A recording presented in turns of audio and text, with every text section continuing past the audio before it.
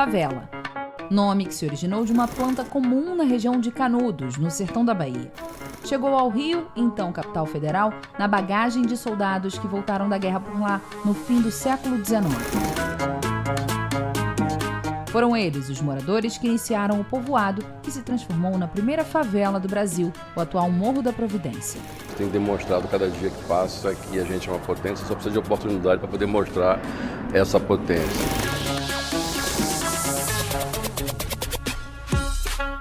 Ao longo de mais de um século, o termo foi associado a muitos significados, grande parte fazendo referência a carências. Mas desde sempre, quem vive nessas regiões, no Rio e no Brasil afora, tenta, dia a dia, mostrar o quanto esses territórios têm de potência. A favela nada mais, nada menos que a maior potência que a gente tem que dizer e falar que a solução para o Brasil vai partir das periferias, vai partir das áreas pobres. A gente tem pessoas com muita potência, muita criatividade na favela.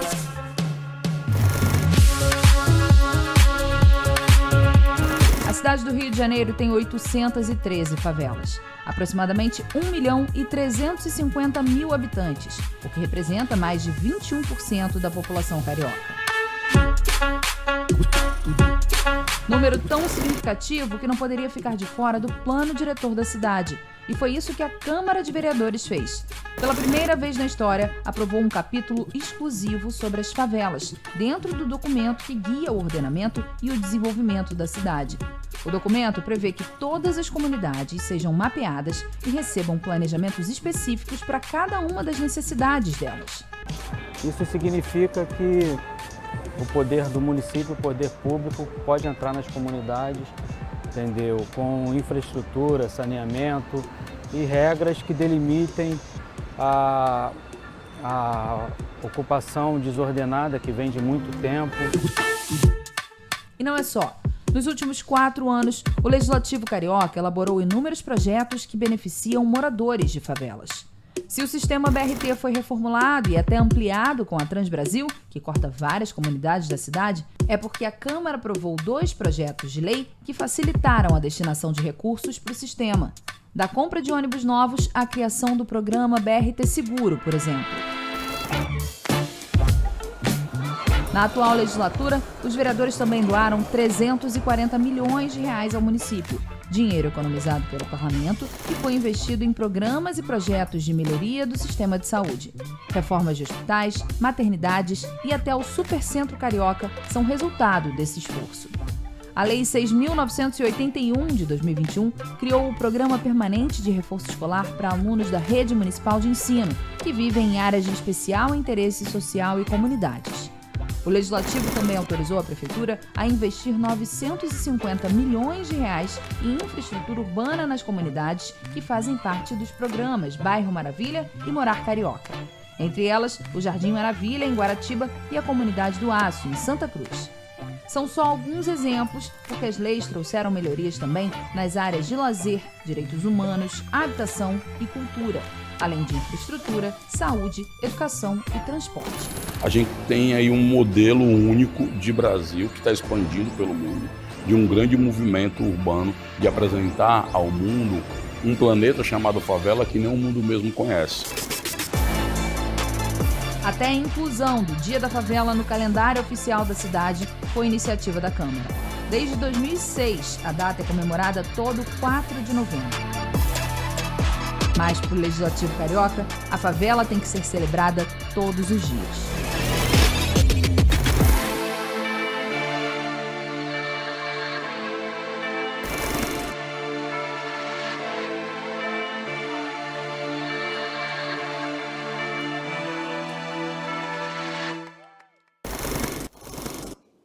Agora sim, boa tarde, pessoal. Estamos no nosso último painel, assim, já tivemos aqui debates muito ricos.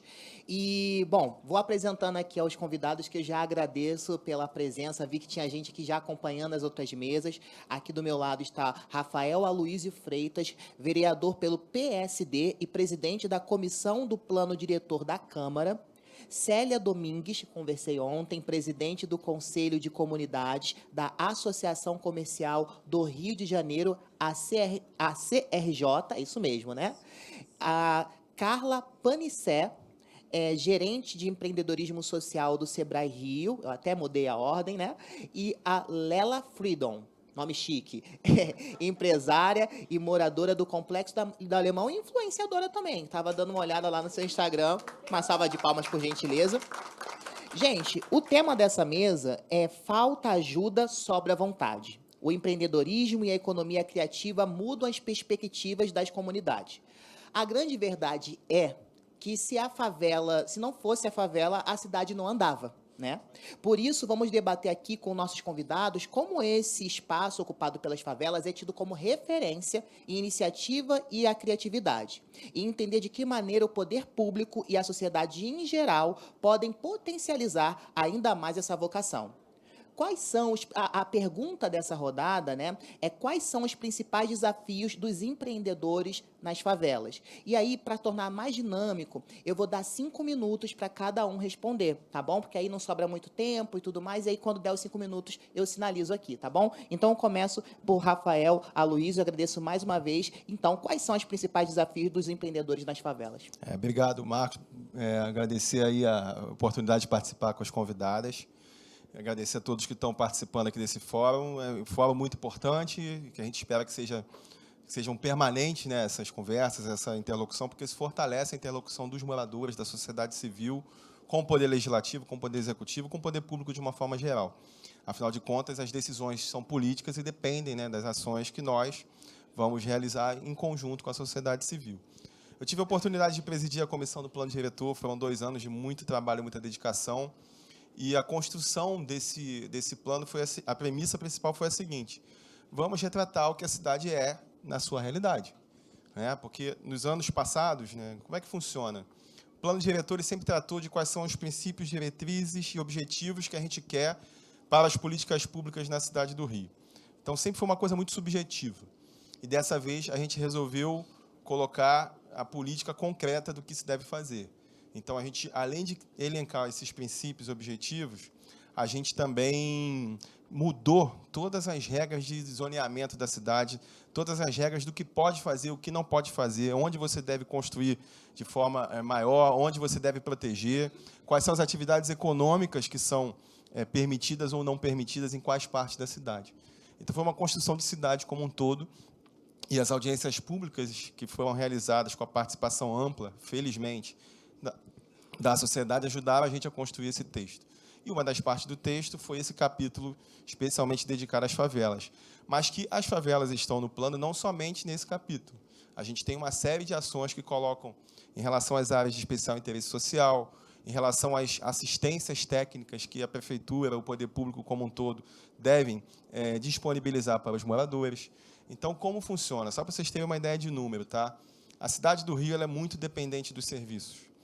E por quê? O que a gente arrecada do ISS, que é o Imposto de Serviço, é o dobro do que a gente arrecada de IPTU. Muita gente não sabe desse número. Então, a gente tem, as favelas, por exemplo, uma série de serviços sendo disponibilizados, e a gente tem a obrigação, como poder público, de ajudar, orientar, buscar órgãos como o Sebrae, por exemplo, que possam ajudar as pessoas a se formalizarem, né? A buscar mais oportunidades, a ter a possibilidade de crescer. Né, que às vezes o morador ele abre o seu negócio e ali ele fica muitas vezes preso ali na informalidade, como é que eu vou fazer para construir o meu caminho. Então a gente precisa não só dar essa assistência, mas também criar uma série de legislações que tornem mais fácil a questão da burocracia para quem quer empreender, para quem quer investir. Aprovamos uma série de leis importantes na Câmara, que hoje, se você quer abrir um negócio, em 1 dia, 2 dias, você consegue ter toda a documentação necessária para você conseguir iniciar o seu negócio. Antigamente não era assim. Então, 2 órgãos, por exemplo, que tinham muito problema, como a vigilância sanitária, né, e a parte de licenciamento de alvarás, com as leis que nós aprovamos, hoje fica muito mais fácil você ter o teu negócio ali formalizado, com alvará, com licenciamento sanitário. Tudo hoje é eletrônico, é automatizado. Acho que tudo facilita a vida do morador, daquele morador que quer empreender. Então, é função nossa conseguir sempre melhorar, aperfeiçoar a legislação acoplada ao plano diretor, né, para a gente conseguir definir, dentro das regras do jogo, o que os moradores realmente podem ter de incentivo, podem ter de apoio, podem ter de ajuda. Algumas atividades são muito impactantes ali que a gente tem visto crescer nas favelas, nas comunidades, né? A gastronomia tem crescido muito, a cultura é uma coisa muito forte, e aí vou até ressaltar o papel aqui da Secretaria Municipal de Cultura, porque, além do edital do ISS, a gente tem também o edital chamado de Ações Locais, que ajudou muito a democratizar o acesso ao fomento nas periferias. Hoje, esses editais eles conseguem chegar a locais onde antes ninguém imaginava. E fomento não quer dizer que só de receber o dinheiro pelo projeto que ele apresenta, não. Fomento diz respeito desde ao agente público ir lá, ensinar as pessoas a como montar um projeto para que ele seja apto a receber esse fomento, para que, então, esse projeto ele possa realmente ajudar muitas pessoas ali, né? Então, empreender, fazer cultura, né? A gastronomia, que tem sido muito forte, são algumas das questões relativas às favelas que a gente tem visto cada vez mais impactar positivamente na vida do morador. Muito obrigado. Agora eu vou me dirigir para a Célia, que é presidente do Conselho de Comunidade da Associação Comercial do Rio.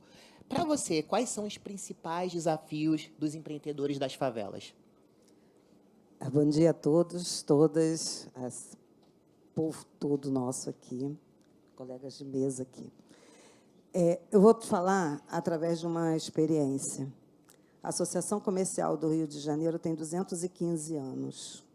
É uma associação, eu vou falar assim, abertamente, para vocês entenderem o que nós pensamos. A associação é uma associação que ela vem do tempo do café, né?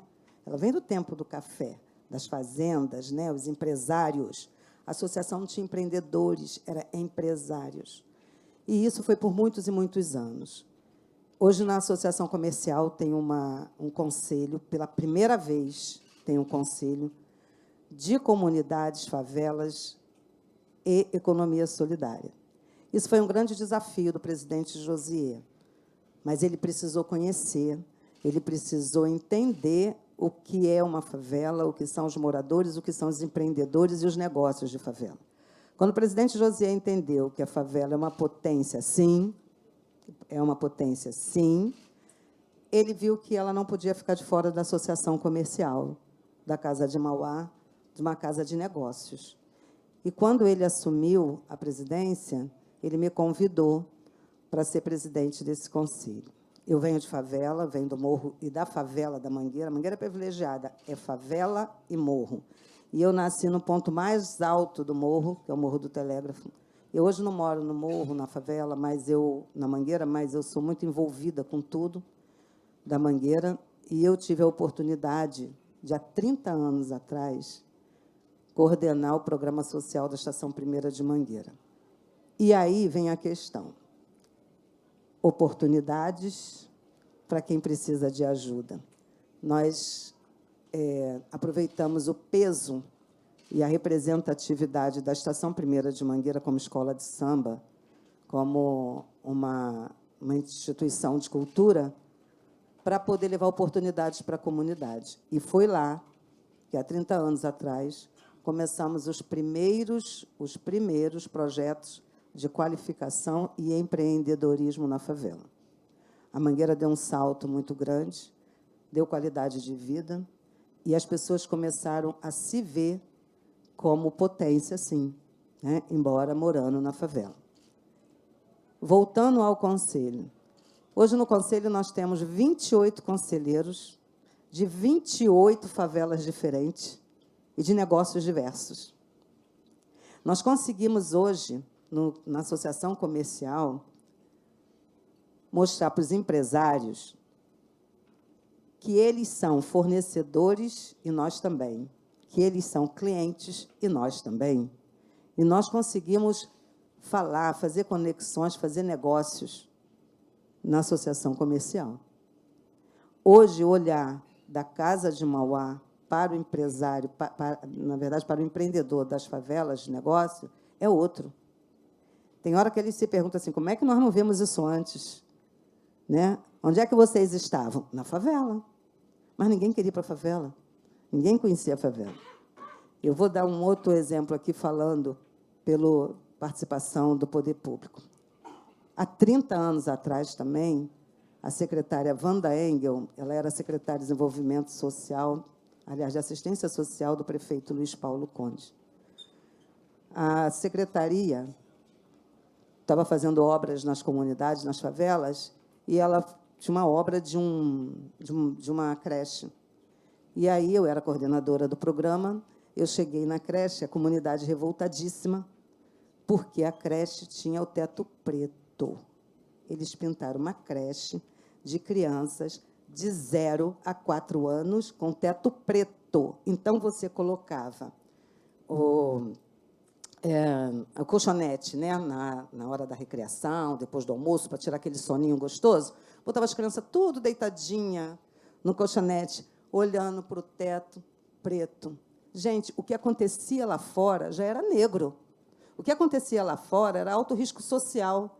A criança ia para uma creche para poder brincar, ter convívio social, a inclusão, e tinha que olhar para um teto preto.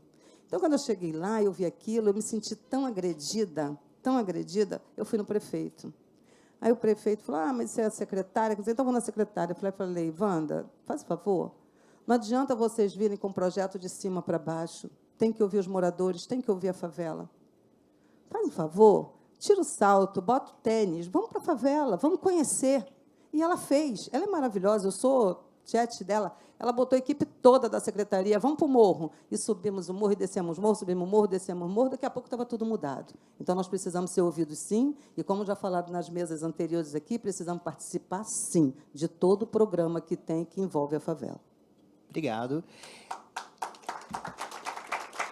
Eu vou pular agora para Carla Panissé, e depois eu explico o porquê, Lela. Lela, eu estou falando correto o seu nome. Eu estou falando corretamente o seu nome, né? Mas vou perguntar agora para a Carla Panissé também sobre esses principais desafios, né? E também a gente vem muito com aquela coisa de que a gente tem uma população CLT, tem uma população que se locomove pela cidade, mas tem essa população também que está empreendendo. Então, quais são os principais desafios dessa população periférica?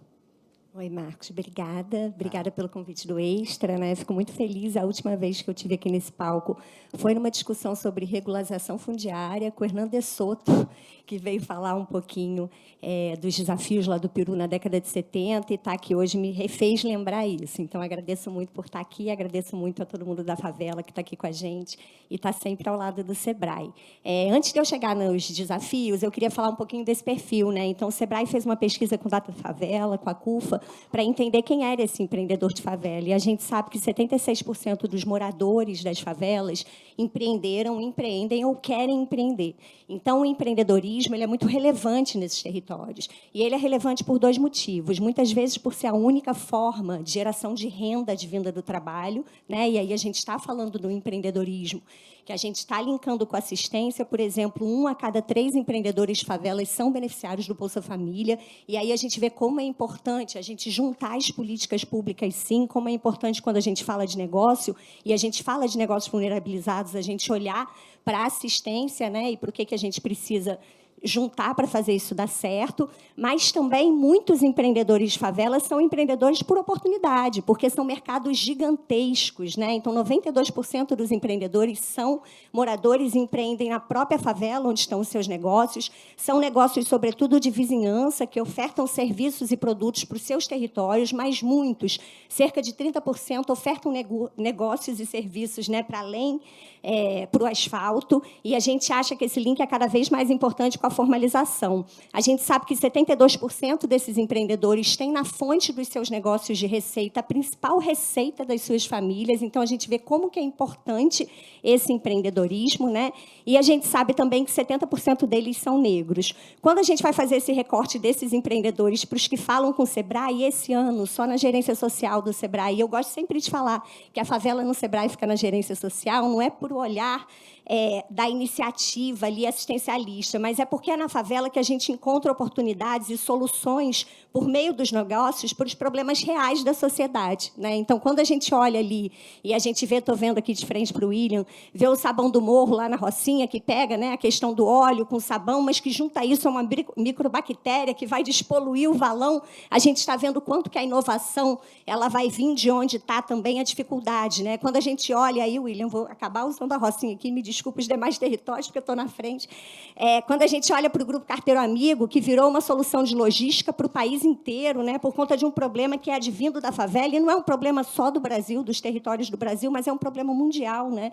Então, a gente vê que as soluções dos problemas reais da sociedade partem da favela. E é por isso que a gente tem que ter um olhar específico para esses territórios, né? Então, esses locais, né, que são imensamente volumosos, imensamente adensados, com muita oportunidade de negócio e com muito empreendedor ali, que tem esse empreendedorismo na veia, eles têm também diversas dificuldades, né? As dificuldades que a gente mais encontra nessas pesquisas, elas são advindas do que as outras mesas já colocaram aqui. Tem a questão da violência, tem a questão da falta de serviços, a falta de estrutura. Quando a gente pensa para o empresário na sua cadeia de fornecimento, né, como é que ela, no alto do morro, se você precisa receber ali o seu produto para trabalhar e o caminhão não chega, né? Então, vai desde essas dificuldades, mas a gente consegue também olhar e recortar para uma dificuldade muito específica da formalização. 70% dos negócios ainda são informais, né? E aí, quando a gente olha, a gente sabe que hoje existe a legislação, sim, do MEI, que facilitou o acesso à formalidade, mas não adianta, né? A gente sabe que a formalidade do negócio ela é fruto de uma formalidade do território. Então, não adianta o MEI ser formal se a minha relação com o crédito é informal, se a minha relação com o meu cliente é informal, né? Se a minha relação com o fornecedor é informal. Então, a formalidade ela é como um todo, e o MEI faz sentido nesse todo. Então, a formalização ainda é uma grande barreira para que a gente consiga que cada vez mais a favela atinja mercados mais volumosos em recursos, então que a favela venda mais, né, nos espaços com mais dinheiro da cidade, para a gente fazer esse negócio que a gente chama de B2B, mas é negócio para negócio, então vender com nota para outro comércio ou serviço. A formalização é, sim, uma barreira por uma questão de informação, mas também por uma questão de junção de políticas públicas. A gente tem muita preocupação ali com a questão, por exemplo, da junção do empreendedorismo com a assistência, por mais que, por lei, seja garantido ao beneficiário do Bolsa Família, né, que ele empreendendo, ele não perde o benefício, isso não é claro, e isso tem que ficar cada vez mais claro para que as pessoas não percam seus benefícios por estarem tentando gerar renda autônoma. Então, como ainda existe esse medo, existe, sim, uma questão da não busca pela formalização, e, ao lado da formalização, eu coloco aqui o acesso ao crédito, né? Ainda é um desafio muito grande, o acesso a crédito, também por conta da formalização dessa atividade econômica, e o preconceito. A gente vê, muitas vezes, no SEBRAE, né? O SEBRAE, só esse ano, com o nosso trabalho nos territórios e nos grupos vulnerabilizados, foram 107 mil atendimentos, e a gente está presente em 23 complexos de favela. Então, ano que vem, a gente está indo para 30. E, toda vez que a gente está com esses clientes, a gente vê que a primeira barreira para a formalização e conseguir acessar esses mercados mais ricos é o preconceito, sim, né? E isso é uma coisa que a gente ainda tem que trabalhar muito, mostrando, de fato, essa potência e essa oportunidade que as favelas trazem. Tentei falar muito rápido, gente, desculpa, mas era para respeitar o tempo de vocês, que eu sei que vocês estão com fome. Lela, eu te deixei por último porque você é empresária, você, inclusive, compartilha muito isso nas redes sociais, e aproveitando, né, essa pergunta dos desafios, mas você que está ali, né, vivendo isso, de fato, quais são esses desafios? Boa tarde. Estou muito feliz de participar dessa mesa, gente. Muito contente de verdade mesmo de estar aqui falando sobre o que a gente acredita, né? Que pode acontecer muito mais hoje, como você fala, me chama de empresária. E eu sou uma empresária. Eu sou uma empresária cria do Complexo do Alemão, desde a minha vida inteira. E mesmo hoje, sendo dona já de algumas coisas, eu não consegui sair do meu local. Eu moro bem próximo ainda da comunidade, sair um pouquinho mais para fora, aonde meu carro possa entrar, aonde fiquem mais fácil para minhas crianças, porque também não é fácil, quem não tem o sonho de sair de lá, mas eu ainda não consegui me desvincular totalmente por conta também do amor que eu tenho pela minha comunidade, que o amor pela minha comunidade vai muito mais além do que meu próprio negócio. Das mulheres que eu vejo tentando construir algo que todo mundo, eu faço muita coisa sobre o empreendedorismo, porque o empreendedor é um sonhador. Então, quando a gente entra dentro do empreendedorismo para falar, a gente entra tudo como um sonho, como ela mesma falou, na informalidade, tentando fazer algo, tentando crescer, né? Eu trabalho desde os meus 12 anos. Hoje eu tenho condições de dar um estudo para minhas filhas, eu tenho 2 filhas, tenho 7 crianças, né, gente? Bem complicado, né? Eu tenho um que eu peguei, eu tenho um do meu coração, que é um mais especial, que ele é, né? Eu não chamo de criado porque não peguei para que isso não é, né? Ele é meu filho, ele é o meu amor. Meu esposo tem 4 e eu tenho 2. Então, todos ali, né? Da nossa redondeza ali. Então, vendo essa dificuldade, eu olho para a gente hoje, quando você fala, a Lela Fridon é empresária, cria do Complexo do Alemão. Só que quando você falou sobre a dificuldade, uma das coisas que eu mais vejo no meio das mulheres, porque eu trabalho assim, gente, muito buscando as mulheres, o que elas desejam, com os sonhos dela, porque hoje falar do empreendedorismo é muito fácil, eu vou te ser bem sincera. Às vezes eu converso com pessoas, fala do empreendedorismo, mas não sabe o tamanho da dificuldade e de quanto é difícil, o quão é difícil a gente realmente empreender dentro da nossa comunidade. Não só na comunidade, quanto em tudo que a gente for fazer, né? Então, eu olho hoje as minhas dificuldades, como você falou do MEI, sabe, de tudo isso. Eu fiz um acerto agora há pouco tempo no meu Simples Nacional, para você ver como que a potência da favela, gente, a minha loja, ela fica no Complexo do Alemão. E o meu Simples Nacional, assim, ele bate bem bonitinho, bem redondinho, bem bonitinho. Então, assim, é bem... então, assim, a gente tem muita... Não, já está quase... Então, já fui MEI, então todo mundo começa, né, pequeno, mas me considero pequena ainda, muito pequena, porque eu tenho muitos sonhos, só que hoje eu acho que a gente tem que falar muito mais do que sonhos. O empreendedorismo, ele, se você conversar com várias pessoas, vem sempre buscando sobre os sonhos. Só que, no caso, nós somos dentro da favela, aonde eu sempre falei sobre isso. As pessoas falavam para mim aonde eu trabalhava que eu era louca, porque eu mentia, né, gente? Eu trabalhava fora, eu mentia. Eu não podia falar que eu era cria do CPX.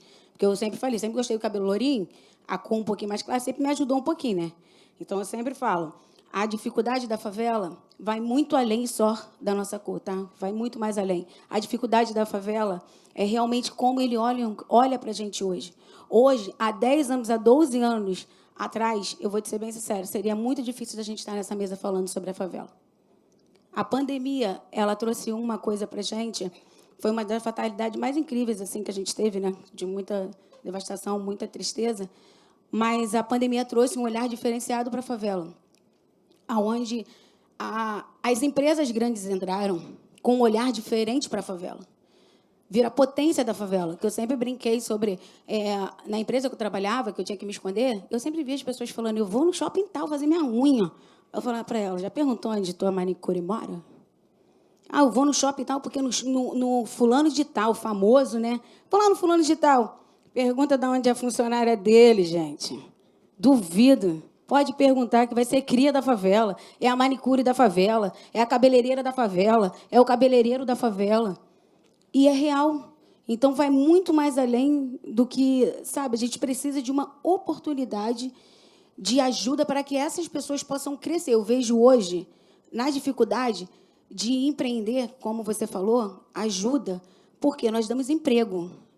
Hoje, eu tenho 20 pessoas com carteira assinada. Então, assim, olha o que eu faço na família. Eu tenho 20 famílias. Então, nenhuma das coisas que eu tenho. Eu tenho 20, que é da farmácia. Então, você vê... Olha quanto... Só que ali, eu olho hoje, eu tenho essa oportunidade de fazer. E para quem ainda não chegou, para quem ainda não andou um pouquinho como eu andei, como que está sendo feito para eles nesse momento? Né? Obrigada, Obrigado. gente. Inclusive, eu já ia te dar a fala agora. Eu posso aproveitar e já emendar a pergunta também. A Leila falou sobre essa questão da pandemia, né? E a gente vê esse movimento, né, de empreendedorismo crescendo nas favelas. Quais são, e pensando no plano diretor, quais são os novos negócios que os empreendedores de periferias estão envolvidos e como atender a demanda desses novos negócios? Eu tinha pedido assim fazer uma interferência, porque na fala da Leila, eu vi exatamente o que a gente já passou há alguns anos. Realmente, é muito difícil. Há 10 anos atrás, a gente está aqui falando sobre os negócios de favela, sobre empreendedorismo em favela. Então, você imagina, há 30 anos atrás, o que a gente sofria, né? Há 27 anos atrás, nós criamos a Associação de Mulheres Empreendedoras do Brasil, a MEBRAS, e nós começamos com as empreendedoras das favelas. Como a gente não tinha ninguém dava muita confiança para a gente, nós pegamos o carnaval como mote, né, porque a gente já enxergava que o carnaval tinha muitas oportunidades de trabalho, mas nós tínhamos que ter uma luta, porque éramos mulheres, né, eram mulheres de favela, tá, e num território bem de homens. Os homens, carnaval é homem, né? É homem mandando, é homem fazendo, aquela coisa toda. E nós tivemos que encarar esse território. Então, hoje, na verdade, nós temos, depois desses anos todos de muita luta, muito bater na porta de políticos, de dormir, inclusive, para que ele nos atendesse.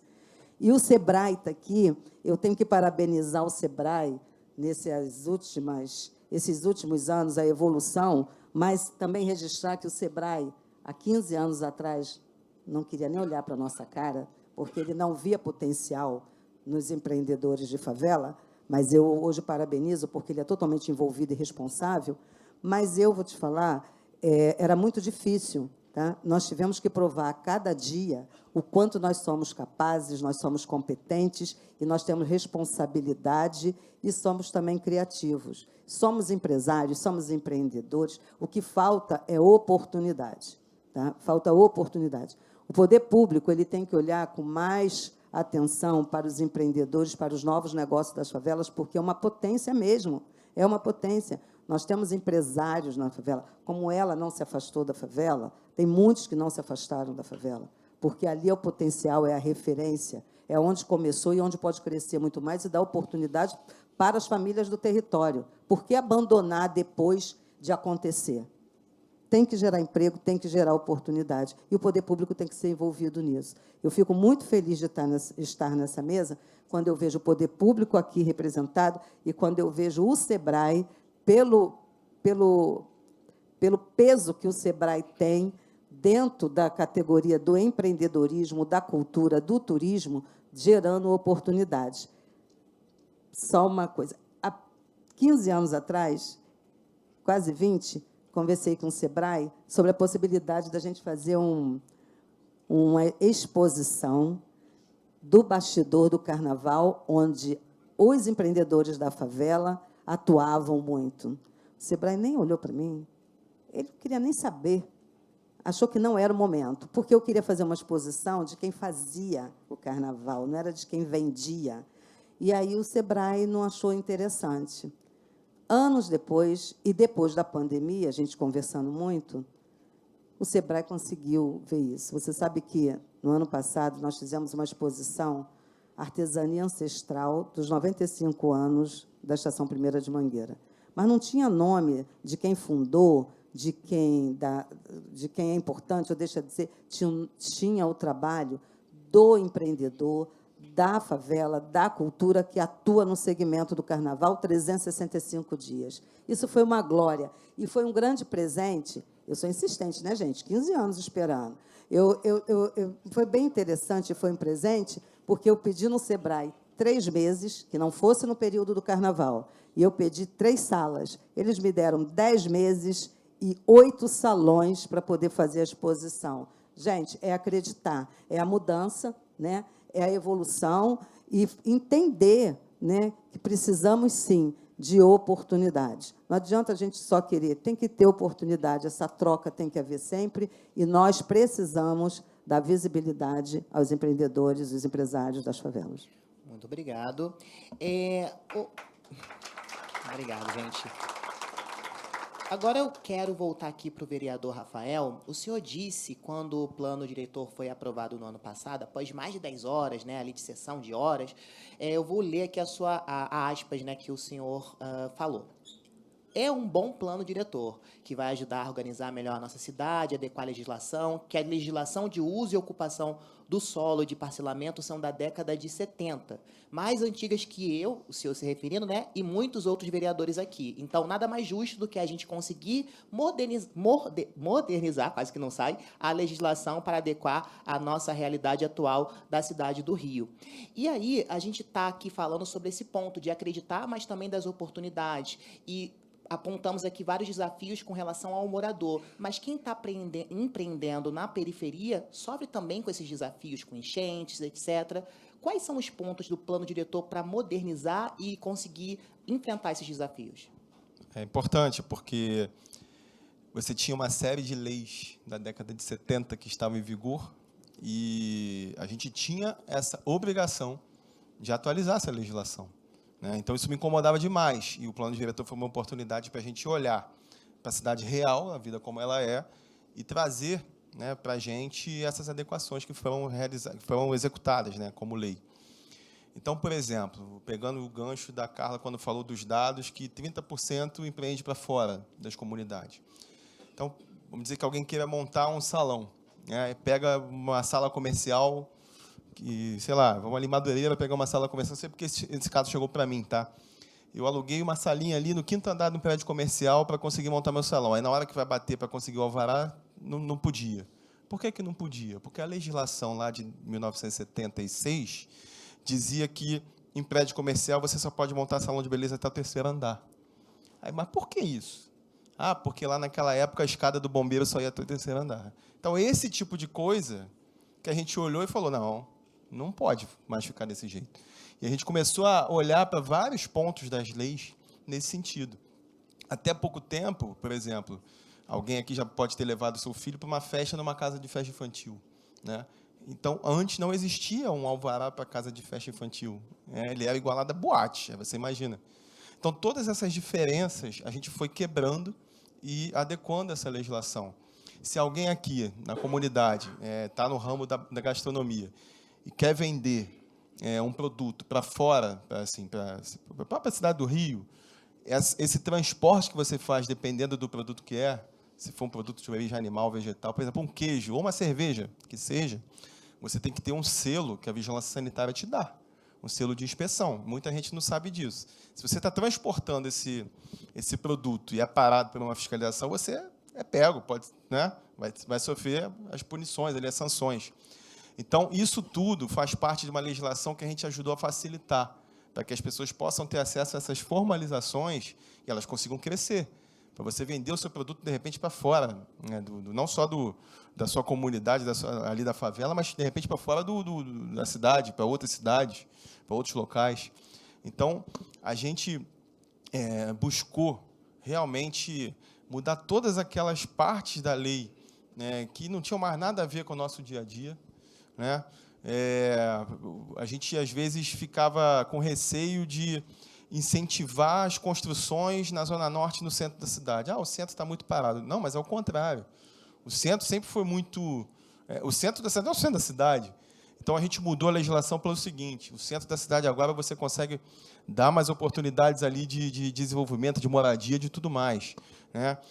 Uma das premissas do plano é o seguinte, a gente tem que adequar o transporte público para que a pessoa que trabalha fora, ela não precise ficar 2 horas, gastando 2 horas para ir, 2 horas para voltar do seu trabalho, né? Hoje não acontece muito isso. Vou trabalhar, pego o transporte, 2 horas para chegar, depois volto, mais 2 horas para chegar. Então, a gente botou a premissa de que as habitações de interesse social, elas possam ser nas áreas mais centrais. Então, a pessoa teve a vida toda na Mangueira, de repente, eu consegui Minha Casa Minha Vida. Mas é lá em Santa Cruz, mas a minha vida toda é aqui.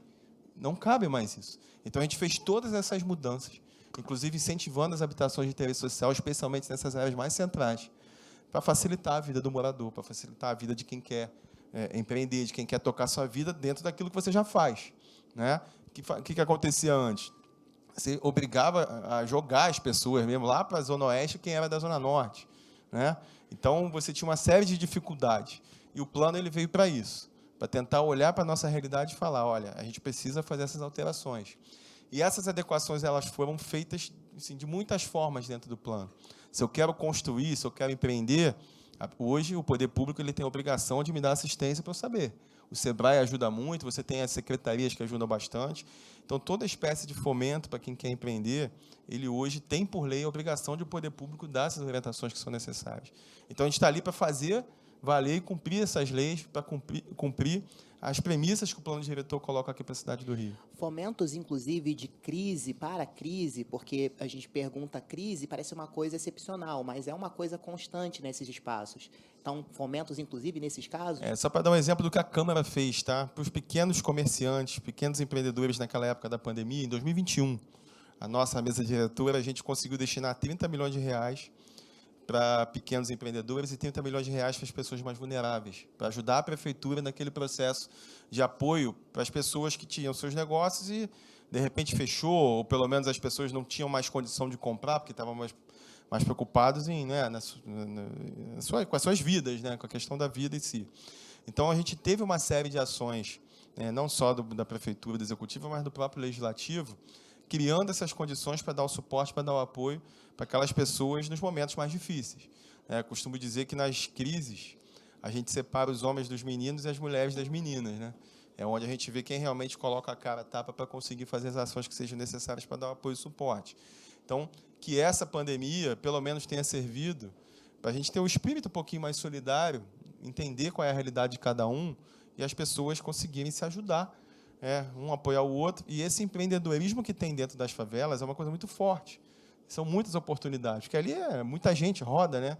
Então, quando você monta o seu negócio, o seu mercadinho, a sua mercearia, o seu lanchonete, o seu bar, né, você tem o seu serviço ali realizado, isso, com certeza, é muito importante para impactar a vida de todos os moradores. Você gera renda, gera emprego ali mesmo, né? Então, pegar esses dados do SEBRAE também são importantes para a gente estudar o que a gente pode fazer em termos de lei para aperfeiçoar.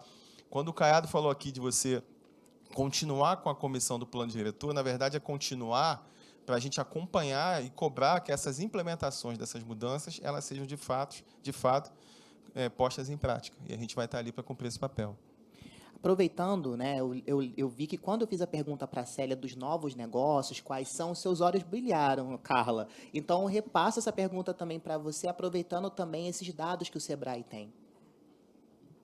Bom, quando a gente olha por setor, né, o setor que se sobressai é o de gastronomia, né, isso é histórico, é um resultado histórico, né, na mesa anterior. Acho que já falava-se disso, então a gente tem um setor muito concentrado em gastronomia, no setor de beleza e depois comércio varejista em geral, né? Esses são os que mais se destacam. Mas a gente consegue encontrar todos, assim, desde quando a gente olha para a indústria, né? Pequenas manufaturas, as confecções, as facções de roupas e tudo isso. A gente olha a parte até, gente, de instrumentos musicais, luthiers, né? Então a gente tem aí, a gente vê que a favela, de fato, ela prolifera em negócios, né? O vereador trouxe para a gente uma questão, e as mesas anteriores falaram também dessa questão da adequação, do aperfeiçoamento e do que a gente constrói e como é que essa construção tem que sempre ser junta, né? O SEBRAE tem uma preocupação de estar sempre melhorando a sua oferta, e a gente escuta, a gente está diariamente com os nossos empresários, os nossos empreendedores, então eles nos trazem o que precisa ser diferente. E tem uma questão que é muito importante, que eu escuto de muitas instituições a seguinte frase, que é falsa. Mas a gente oferta ação na favela e ninguém vai. Não, mas eu direcionei o curso para o pessoal da favela e ninguém foi. Claro que ninguém foi, porque aquilo não cabe no tempo das pessoas da favela, aquilo não está num horário que é possível das pessoas acessarem, aquilo demanda, por mais que seja gratuita a mensalidade, demanda um investimento de material que não tem por que fazer aquilo. E o resultado principal da gente não é a formação é um caminho. O resultado que a gente quer, aí no caso específico do SEBRAE, é que os empresários aumentem seu faturamento, acessem novos mercados, melhorem suas vidas, né? Então, isso é uma questão muito importante quando a gente pensa, seja em política pública ou iniciativa das organizações dentro dos territórios, que elas sejam construídas de acordo com essas realidades. Então, hoje, a gente é muito acionado em muitos territórios da metropolitana de forma digital, muitos programas nossos. Então, a gente tem cursos de WhatsApp, a gente tem acelerações, o Top Empreendedor aí faz 10 anos, né, que são só mês de favelas que fazem o top. Então, a gente tem todo um conjunto digital que é muito importante por conta dessa questão da adequação do tempo, e tem todo um conjunto territorial, sim, de sala de aula, de espaços de conexões, de vinculação com os CRAs, né? A gente tem um trabalho muito próximo dos CRAs também, da assistência, para a gente conseguir entregar. E aí, um exemplo para dar, que eu gosto de dar, a gente, há 3 edições já tem uma parceria com o Palco Favela do Rock in Rio, porque isso começou há um tempo atrás, foi um movimento, era o Viva Rio, o Afro Reggae, o próprio Medina, né, falando como é que a gente faz para a gente mostrar essa força, o Renê, né, com Voz das Comunidades, para a gente mostrar essa força das favelas. Então, criou-se o Palco Favela, com artistas, tudo isso da favela, mas a gente falou, caramba, a gastronomia é o setor mais intensivo, então a comida que é vendida no Palco Favela tem que ser produzida da favela, tem que ser de empreendedores da favela. Vamos fazer isso, mas, caramba, é o maior festival de rock do mundo. A quantidade, a multidão que vai, tem regras da Visa, né, da Vigilância Sanitária, que são super complicadas. Então, como é que a gente adequa? Vamos adequar o processo produtivo. Adequamos. Os quitutes têm que ser ultracongelados, então vamos fazer isso dar certo. Mas como é que faz para esse empreendedor que vai vender no festival, que vai vender uma quantidade maior, que geralmente ele vende, como é que ele vai ter o insumo financeiro para ele comprar um ingrediente para fazer? Vamos fazer um modelo contratual que seja diferente, que ele receba a parte antes. Então, é sempre adequar o percurso. E aí isso tornou possível, a gente já está na 3ª edição, quando as pessoas vão no bar do Espaço Favela, a comida que é comprada ali são de empreendedores de favela, né, que tornam-se fornecedores do maior festival de rock do mundo. Né? E ali não é o maior resultado é o que vem depois dessa junção de marcas, né, e o que eles conseguem continuar vendendo depois, mas sempre com essa preocupação. Como é que a gente adequa para essa realidade? E para a realidade que não é favela, são favelas. Né? Então, a gente tem todo tipo de empreendedor, a gente tem todo tipo de necessidade de suporte, que cada um merece uma customização e uma entrega específica para que seja efetiva.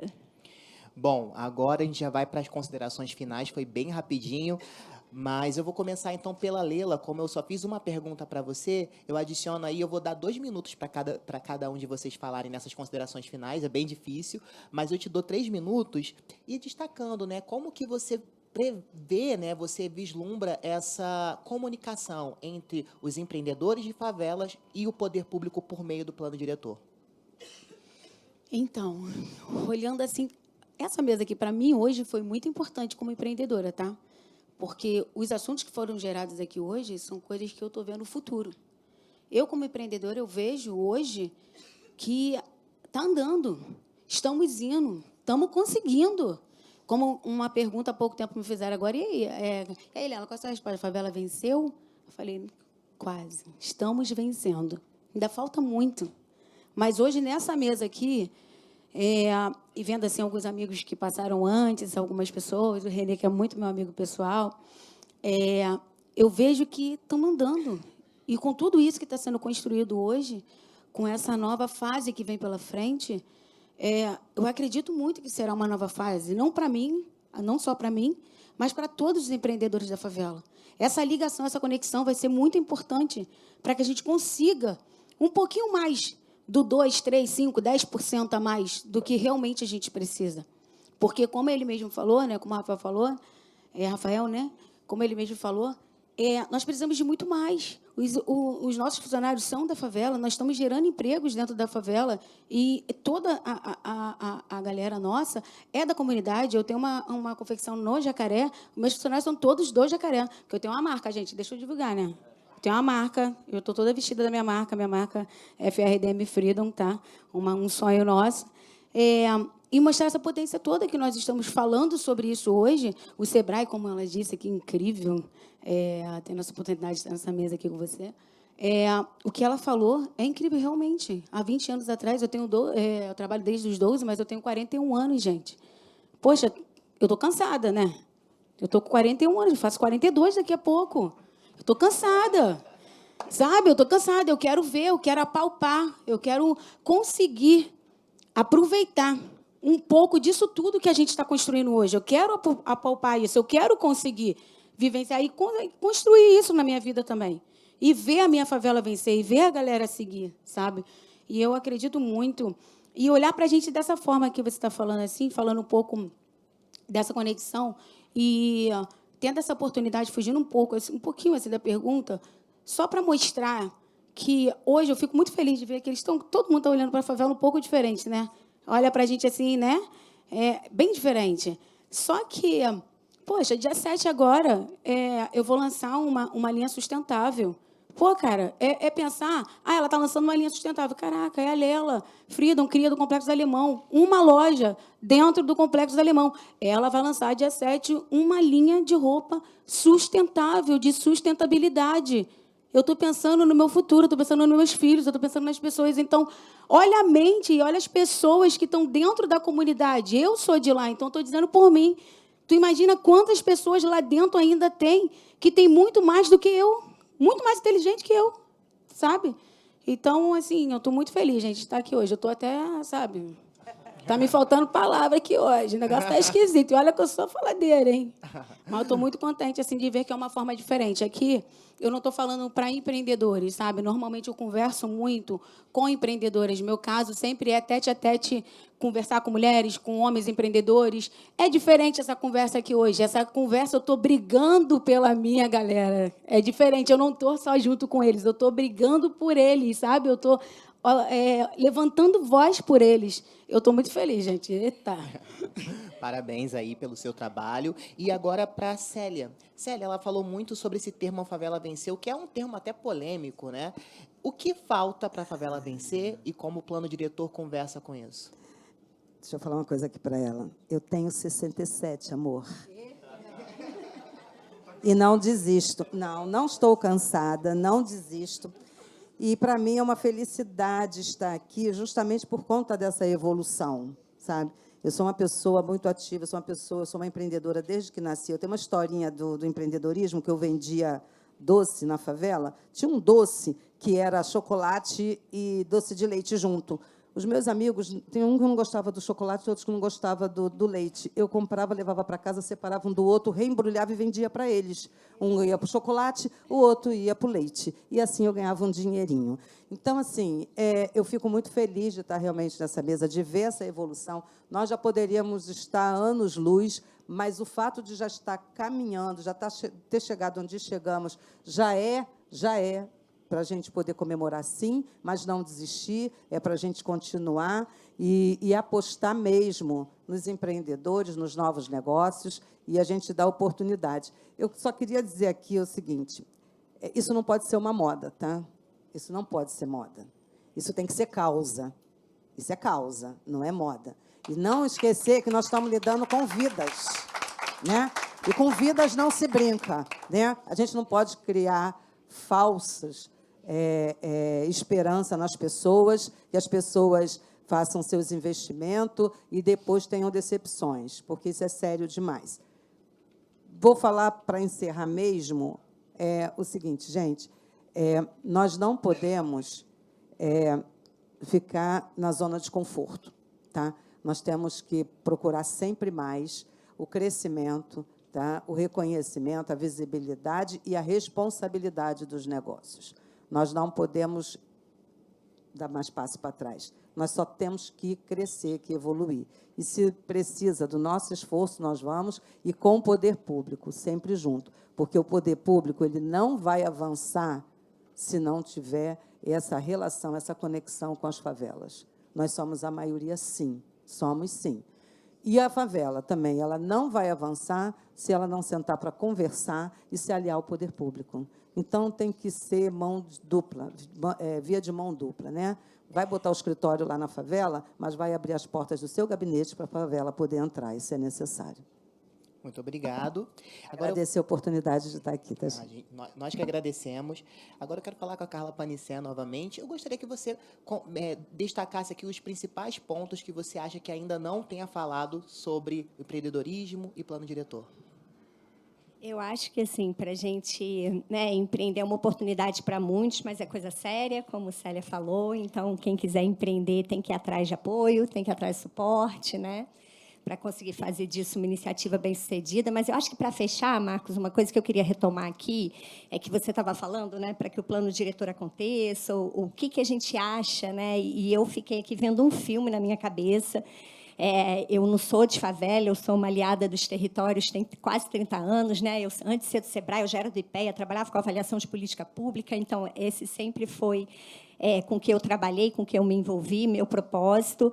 E eu já participei de muitos movimentos como esse, né? Então, de seminários como esse. Então, na década de 80, a gente tem lá o Favela Bairro, aquela questão toda, e união de instituições. É quando o SEBRAE abre o primeiro escritório dele na Rocinha, lá com o nosso amigo Zé Luiz, hoje está em Petrópolis. Depois dos anos 2000, a gente vem aí com a questão dos PACs, das UPPs, e aí tem um outro movimento de juntar a sociedade civil, as instituições, né, as comunidades, e aí vai, todo mundo... Vem a pandemia, a gente é chamada de novo, né? Então, eu acho que o que a favela, e aqui como aliada pedindo licença, né, para falar essa frase, está cansada dessa descontinuidade. É da gente iniciar, conversa, se agita, se orgulha, esfria, e aí as coisas vão, os problemas voltam. Então, como é que a gente faz disso, né? Também, vereador, uma constante, esses espaços de participação da sociedade civil, das instituições de apoio, da política pública, do legislativo, né? Para que a gente não tenha o povo de um lado lutando, como Célia falou, né? Sem essa parceria isso não vai acontecer. As instituições, de outro lado, sempre inventando a roda, sem olhar para o que já aconteceu no passado, o que deu certo, o que deu errado, né? Acho que Toledo trouxe muito isso para a gente. Então, acho que o meu desejo maior aqui é o desejo da continuidade, o desejo de não esfriar, de não ser mais uma onda, e que a gente possa estar aí impulsionados pelo plano diretor, botando a favela no centro da nossa cidade, e, com isso, construindo muita prosperidade para o Rio de Janeiro como um todo. Rafael, para finalizar, será a última fala de todas as mesas, e aí a gente tem 1,5 século de invisibilidade. É a primeira vez que a favela está incluída, e vai durar 10 anos, né? O plano ele se atualiza a cada 10 anos. Quais são os compromissos que o senhor pode atestar aqui hoje, que a gente pode ter vislumbrado as favelas daqui a 10 anos por meio do plano diretor? Isso não envolvendo só empreendedorismo, de modo geral. Bom, primeiro, agradecer a participação, dar os parabéns, né, pela oportunidade de ter esse fórum, que ele seja permanente, mas mais do que isso, a gente cumpriu um rito, que era obrigatório por causa do plano diretor, mas, da mesma forma, eu e os vereadores que participamos desse processo, a gente tem orgulho pelo que fizemos nesses 2 anos, 2 anos e meio, de trabalho em relação a ele, né? As mudanças foram bem significativas em termos de legislação, e agora o compromisso nosso, né? Essa próxima legislatura, esses próximos 4 anos, né, que são os que vão ficar lá, a gente vai manter essa comissão firme e forte atuando, a gente vai continuar olhando para cada detalhe, buscando os aperfeiçoamentos, vendo o que deu certo e o que pode ser melhorado, ou melhor adequado à nossa realidade, à realidade das favelas, à realidade da cidade como um todo. Então, vai ser compromisso da Câmara manter esse canal de interlocução sempre aberto, manter os gabinetes abertos. E aí eu digo uma coisa em relação aos parlamentares em si, né? Com todo respeito aos deputados ou outros parlamentares, mas os vereadores são aqueles que têm uma melhor visão do dia a dia, uma melhor visão da realidade das coisas. É o parlamentar mais próximo, né? Os vereadores são aqueles que têm mais contato com as pessoas na ponta. Então, a gente conhece mais do dia a dia, da realidade de cada um, do que os outros que estão um pouco mais acima ali. Então, no bom sentido, usem os nossos mandatos, né? Usem a Câmara Municipal. A Câmara se compromete a manter uma interlocução constante, gabinetes abertos para atender as pessoas. As soluções não vêm da cabeça da gente porque somos gênios ou melhores que ninguém. É porque a gente sabe ter a capacidade de ouvir. Talvez os vereadores tenham uma empatia maior em relação aos outros parlamentares. A gente está aqui para isso, é para fazer cumprir esses compromissos.